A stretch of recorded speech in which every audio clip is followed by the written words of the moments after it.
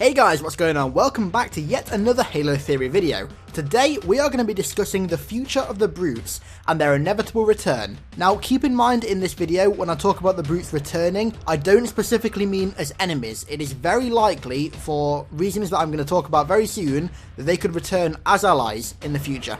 So today I have three theories for you.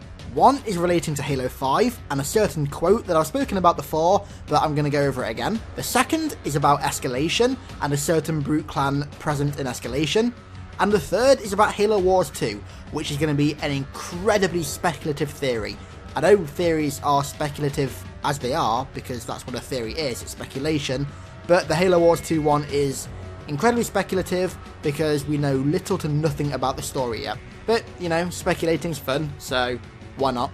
So, without further ado, let's get going.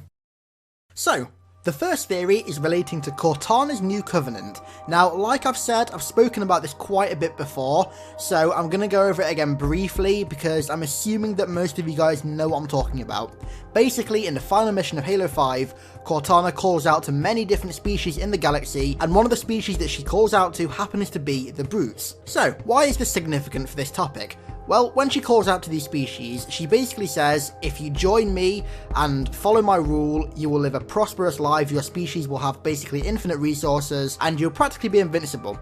However, if you don't, we'll pretty much exterminate your entire race. So this gives two reasons for the Brutes joining Cortana's new covenant that she forms by forcing all of these species to fight for her. The first is the obvious one. They're pretty much just getting bullied into it by Cortana. Nothing else really to say about that. The second one, however, is the fact that they may see that all these species, including the Sanshayum, are joining this new covenant under this new leader, and they may see it as a method of getting their own back on the Sangheili and humanity for what they did in the Human Covenant War.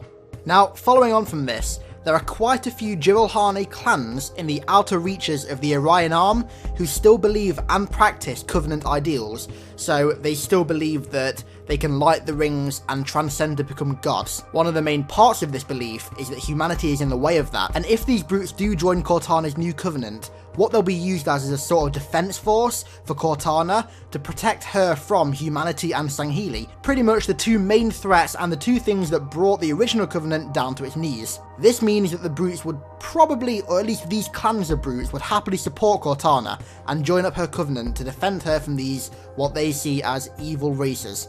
Now, there are two covenant remnants that contain Brutes that, in my opinion, are the most likely to return in Halo 5. The first of this is actually Julam Dharma's remnant. Any of the Brutes in Julam Dharma's covenant who are still alive, who saw the killing of their leader and the destruction of Sunayan, are gonna be pissed off, and they're gonna take any chance they can get to get revenge on humanity and Sangheili. How can they do this? They can join Cortana's covenant that already has a huge army, lots of weapons, and a great defense, and they can use that as a reason and as a conduit to get their own back on the swords of Sanghelios and humanity. The second remnant that I can see almost certainly, in fact, returning in Halo 5 is Selenium's remnant, which does contain Brutes, and for those who aren't aware who Selenium is, he's a Sangheili who was previously under Julam Dharma's covenant. However, a load of shit went down between him and Julam Dharma, and basically at the end of escalation, Julam Dharma almost killed him, but he escaped along with his remnant, so they are somewhere in the galaxy floating around somewhere with a decently sized army,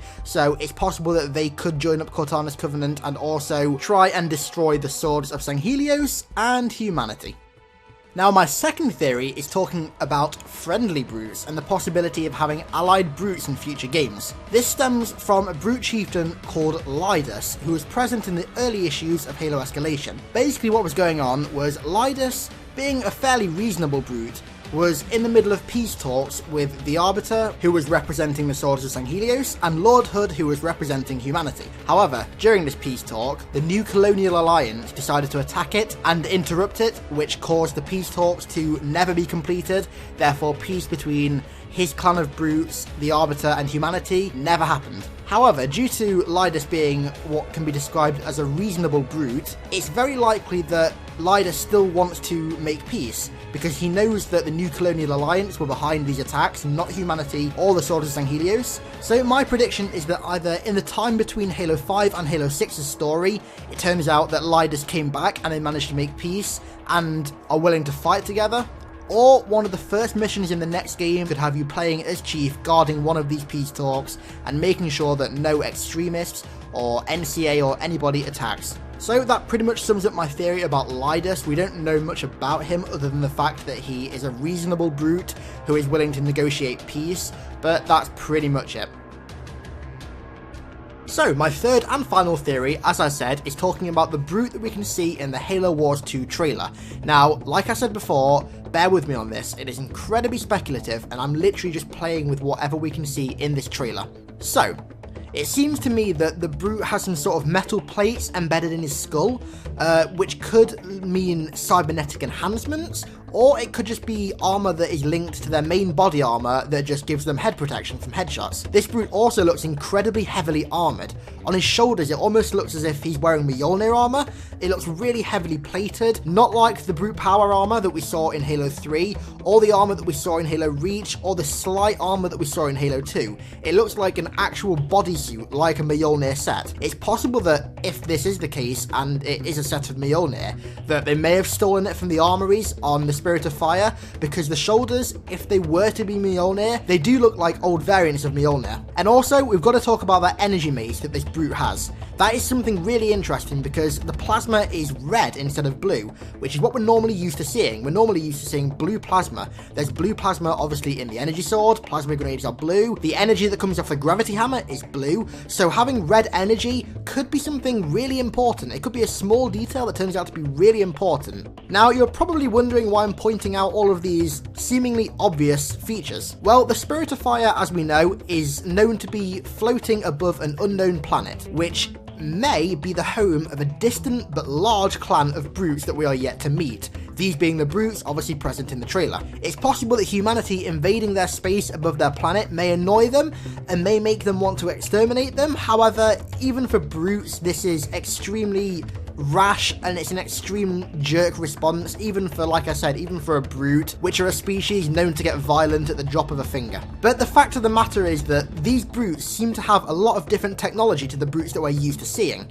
So they may be a large clan, possibly following a new religious leader, or they may be a large clan of brutes who believe in technology and invest everything they have into technological advancements, which is why they seem to have all this new and powerful technology. But again, it's unlikely because we don't know anything about these brutes, to be honest with you, at all. This is purely speculation, going off a few tiny details, and is most likely all wrong, but like I said, it's fun to speculate.